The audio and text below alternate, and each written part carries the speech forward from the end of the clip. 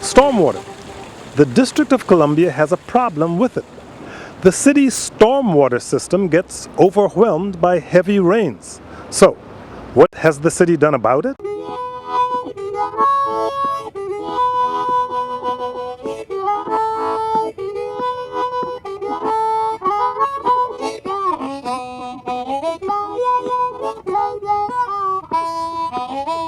Many years ago, the legendary Boss Shepherd formed the Department of Public Works.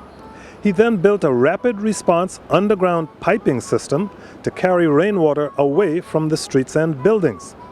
The stormwater was mixed with raw sewage. It would then quickly drain into local streams and rivers like Rock Creek, the Potomac River, and the Anacostia River. The plan worked. The swamp was drained. People could go about their business. The streams and rivers, however, didn't do so well.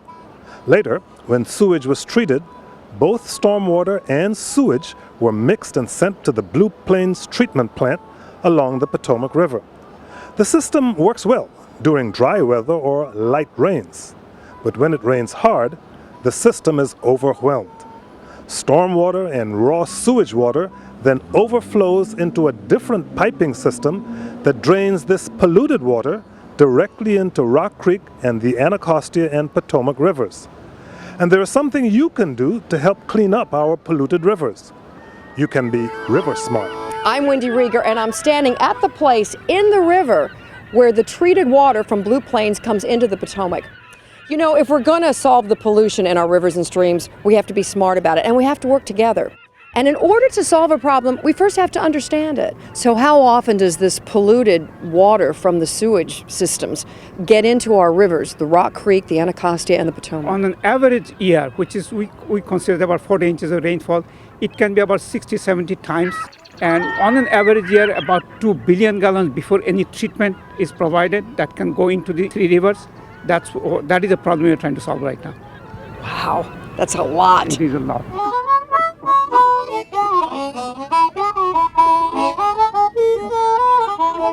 So do you believe that if we could reduce the amount of storm water that gets into these drains and then into the river, we can actually reduce the pollution in the sewage? Absolutely. Any kind of reduction in stormwater that we can get, helps with us. Stormwater comes here, less you have to treat it, that means you have to spend less money to do that. There are a lot of techniques that the Department of the Environment is recommending for people in DC who want to be river smart. Well, the great thing about what we're doing in the district is we're trying to mimic the best parts of nature. The big change that's going afoot, which is very exciting for our city, is that for a century, not just here but all across the country, we thought of water as a problem. We channelized it in concrete, we put it into pipes, and we got it out into the ocean as fast as we could. What we know, of course, is that water is a wonderful asset. So what we're trying to do is design into every development project some of the best features of nature. And our rivers will be in a lot nicer. Much cleaner, because all that water is being cleansed and held on site rather than collecting pollutants and being dumped down in our rivers. Rainwater becomes stormwater when it flows over land or impervious surfaces. Low-impact development, or LID, is a technique used to collect and treat stormwater runoff.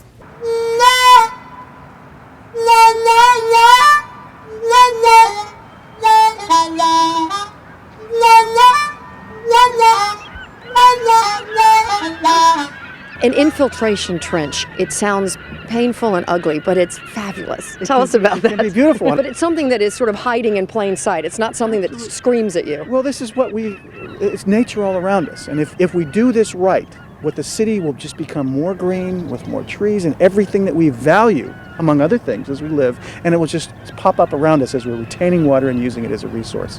An example of an infiltration device is the infiltration trench. These devices are typically filled with stone aggregate for storage of the stormwater.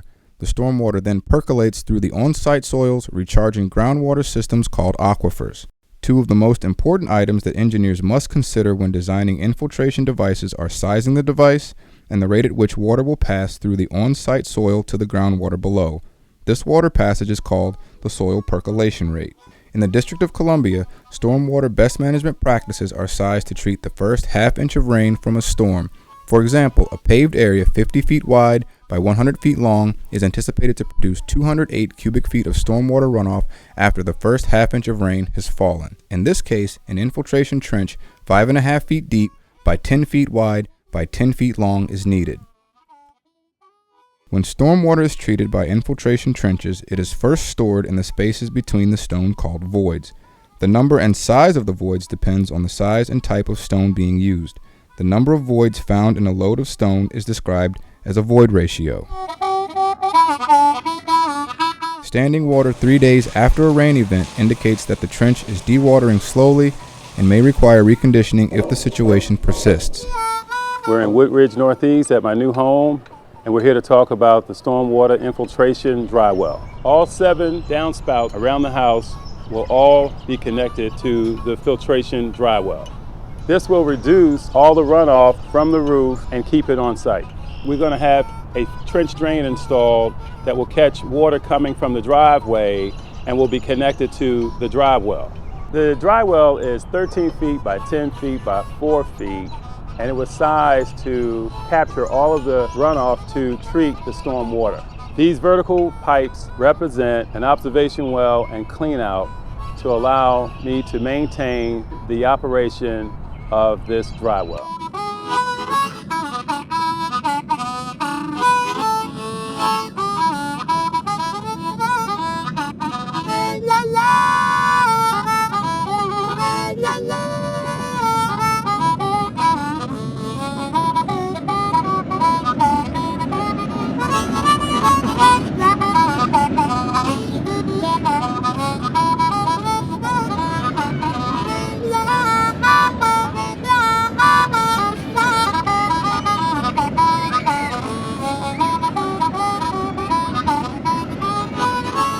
I'm standing in our stormwater management infiltration trench, which is a low-impact development practice. We maintain this trench. We come in here and we clean out debris every day. We pull up the weeds at least once a week. It's designed to capture any extra water runoff from the alleyways. It'll come down through here, past me, underneath this bridge, and drain out on the other side. This is set up for large volumes of water overflow to come through here and run out into the spillway that we have out in the backside of the fence.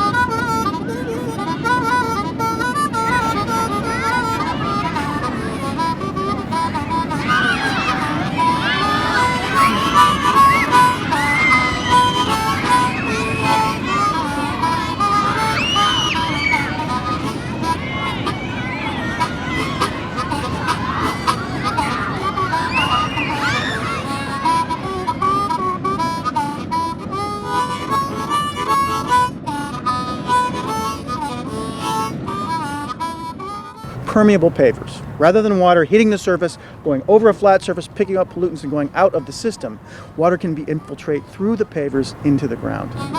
Porous pavers have a similar design to infiltration devices. However, they are meant to sustain varying levels of vehicle traffic. Generally, no water is transported to the paver from other areas. For this reason, the void ratio under the paver is less than with an infiltration trench. The Navy Yard in southwest Washington, D.C. was one of the first sites to use porous pavers on large areas.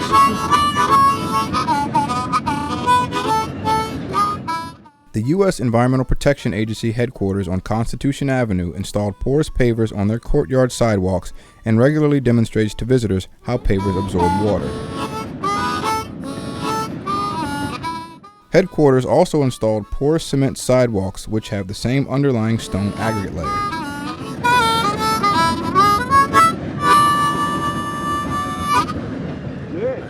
This driveway behind me is a porous paver. When the rain falls, the water will get into the spaces of this grate and these bricks here with the gravels around it, and underneath this driveway there's a 5-inch of compacted gravel, and the rain infiltrates and goes into the ground and it disappears into the soil.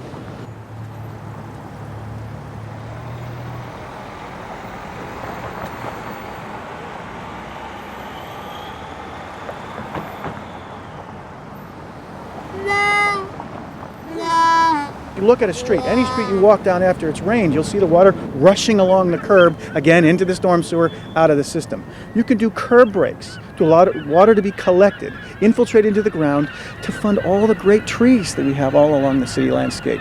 That is a system of using the water just like nature would for something that we all value, which is the tree canopy of our city. A rain garden or bioretention cell is a recessed garden that collects rainwater. In addition to infiltrating or absorbing rainwater, rain gardens allow water to evaporate and transpire naturally.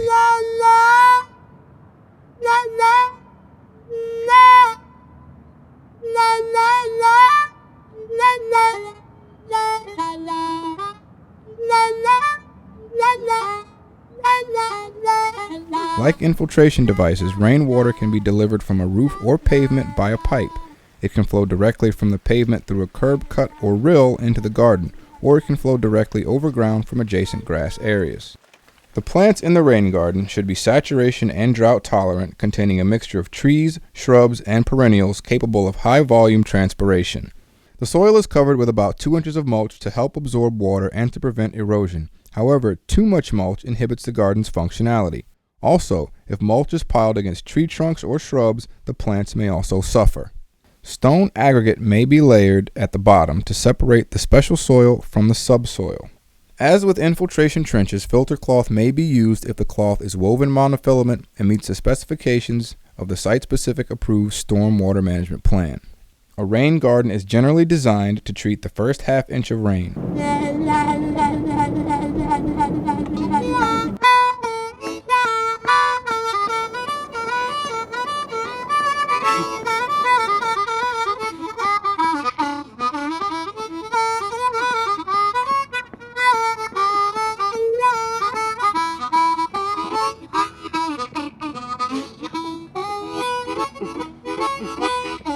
Regardless of size, all rain gardens are designed to drain, absorb, and transpire stormwater within 72 hours concluding a rain event.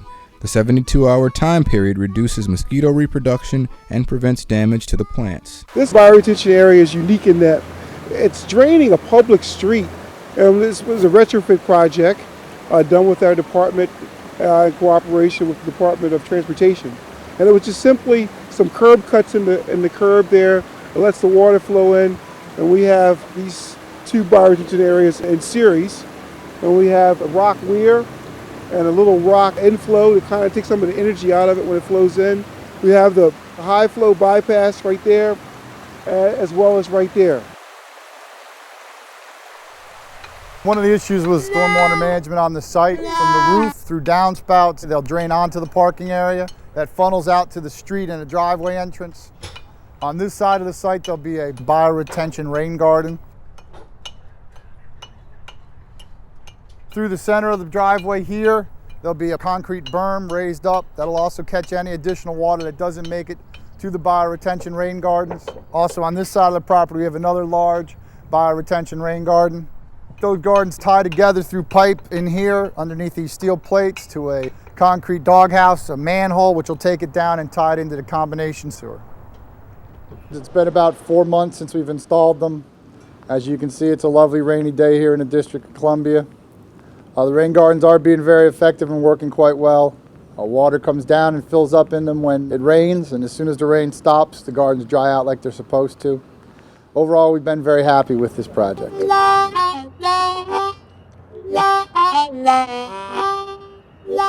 I'm standing here behind the Town Hall Education, Arts, and Recreation Campus here in Southeast Washington, D.C. I'm actually standing in what we call the rain garden. Its purpose is to basically take the storm water from our building, the storm water from our parking lot, and it comes through these pipes and is filtered through this beautiful setting here. And once it goes through our filtering system, it feeds out into what we call Oxen Creek. There are three primary reasons for us building this rain garden. One was we were looking for efficiency. That is something that could move a large volume of water from our parking lots, from this large rooftop here, through a filter system, because we needed to enter into a small stream that surrounds the property, and we needed a way to do that that was efficient. But we also had to accomplish this for the second reason, It had to be cost effective, and this was the most cost effective system we could find that would meet the environmental requirements. The third reason, when we give tours of this facility, we actually take people to this window up here where they can look out from this facility and see this rain garden. This becomes a huge asset. The first element is the inflow pipe, which collects runoff from the rooftop and the pavement and delivers into bioretention cell. Because of the volume of the water and high velocity coming out from the pipe, it creates erosion. And to prevent that, we place rocks to dissipate the energy. After the flow goes into the energy dissipators, it evenly spreads out into the bioretention cell and then goes down the media, filters through the media, and then it collected into the under drain pipes. This structure serves two purposes. Number one, in events that you have larger storms, the water builds up and it all flows into these outlets. Number two, the treated water that is collected from the under drain drains into this structure. The media is a very important component to the bioretention. Typically, the media is about 50% sand, 30% organic material, 20% topsoil, all of this by volume.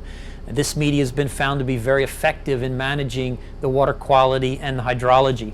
What we have here is an ongoing experiment. This is a column loaded with sand that contains iron oxide as a coating. The iron oxide coating will assist in the removal of bacteria from runoff that will pass through. What we hope to do is to use this as an additive to bioretention and rain garden media to assist with the removal of bacteria and pathogens. This is a research bioretention site on the University of Maryland campus. It's a linear site that manages runoff off of this roadway. We have monitoring equipment set up so that we can monitor both the flow and the water quality coming into this system, as well as coming out to completely evaluate the improvement due to the bioretention. So this site's been here for a couple of years now, and you can see someone has really maintained the vegetation and kept a really nice mulch layer on it. But what we really want to do is see how the soils are progressing. Now, when we put this bioretention soil in during construction, it's a very consistent kind of mixture. And that what should be happening over time as the soil evolves, as you have more organic material from the leaves and the mulch entering, you start to develop a soil horizon. And so what we want to do is kind of clear away a little bit of this mulch and get down and see what the soil looks like. So here, actually, on the very surface couple of inches, top couple of inches, this really isn't a good sign. Probably what happened here during construction is some sediment from the site. Maybe the site wasn't totally stabilized, and some of the sediment probably washed down on top of the soil layer before it was mulched. And you can see here that sediment contained a lot of clay, because if you can do this with the soils, it means it's not going to really drain very well. You can see here lots of clay because you can form a ribbon with it and it stains your hand. So let's dig down a couple more inches and see what we can find in the soil. Now what you see is probably really the bioretention soil mix. And you can see here a lot of sand, just a little bit of dark area from the organic material that was put in, and the topsoil. And this will drain very well. You can see it's very friable and really falls apart in your hand. I'm here next to the Benning Road Bridge and roadway, where stormwater coming off this road flows into this catch basin and is directed through a pipe to the bioretention cell to my left. Several years ago, I monitored this site for the 20 water pollutants in stormwater. We measured total suspended solids, all the different parameters of solids, nutrients, heavy metals, and organics to evaluate how well this site performed in comparison to sites throughout the city at other locations. Other than overflowing, the site worked perfectly like all other bioretention cells that I've monitored in the city. Bioretention cells have shown enormous capability to remove many nutrients, heavy metals, and pollutant parameters that normally end up in our natural water bodies that other devices show no capability to remove. A normal catch basin does not remove any of the nutrients that cause eutrophication and the degradation of our waterways, while these sites that have natural vegetation that can perform evaporation transpiration, lowering the total amount of water that reaches the river, and also absorb nutrients and heavy metals that normally would be reaching the waterways.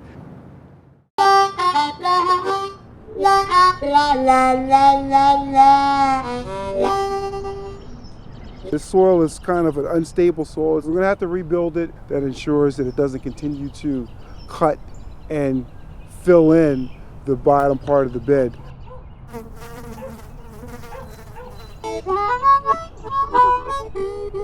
Rain from this large apartment complex drain directly to sound by retention on this location through the under drain pipes. We come out once a year for annual maintenance inspection.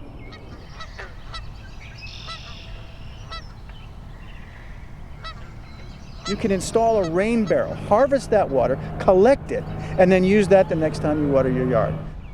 I'm standing on an impervious surface courtyard that was designed to collect runoff and put it into a cistern. When it rains, the water falls onto a runnel, which is a shallow depression, which conveys the water into a drain, which then leads to this beautiful cistern behind me. We use the water that we collect in this cistern to irrigate this beautiful landscape, which is planted with native plants.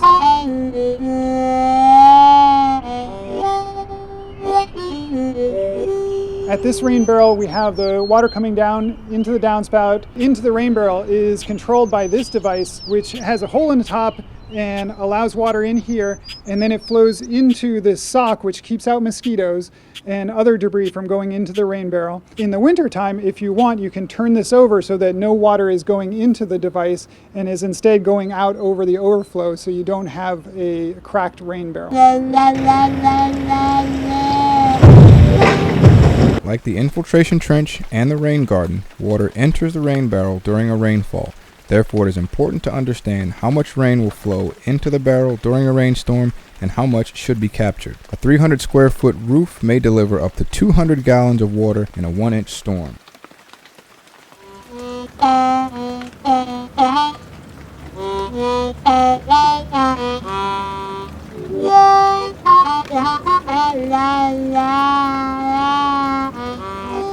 Collection of rainwater is possible on an even larger scale. Here is an example of rainwater that is collected in cisterns and later pumped into tankers. Instead of using drinking water for irrigation or storm drain maintenance, municipalities may now use harvested stormwater to meet these needs. So what we're trying to do is design into every development project some of the best features of nature. So there you have it. Slow the flow of stormwater into our storm drains using these low-impact development techniques on your property. Use the rainwater where it falls and create a healthier world for us to live in. I like it.